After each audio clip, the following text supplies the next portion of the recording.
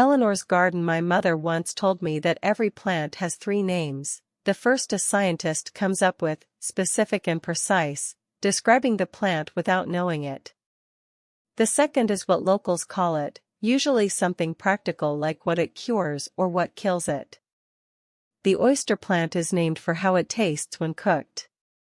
The third name is what the plant names itself, and that one you have to listen for. She was in her garden the first time I heard this, hands deep in soil, entirely at home in a way she could never be indoors.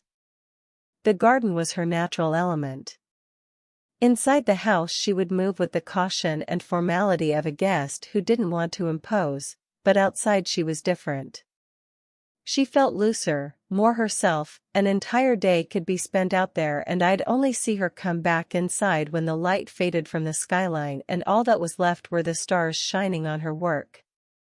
Soil could be seen tracking across the kitchen floor without her noticing, all while lecturing me about humidity and hydration.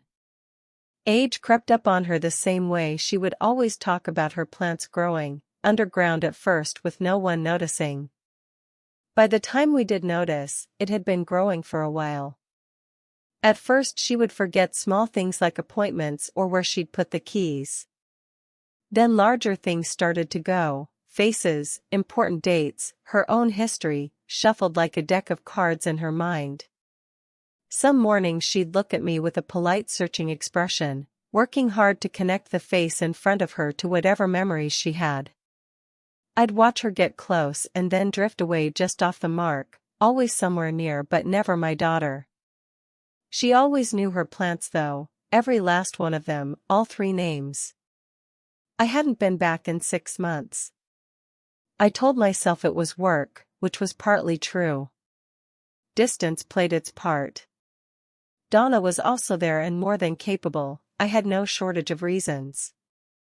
Though the real reason was simpler and less forgivable, every time I came home my mother was a little less there, and I was running out of will to face it.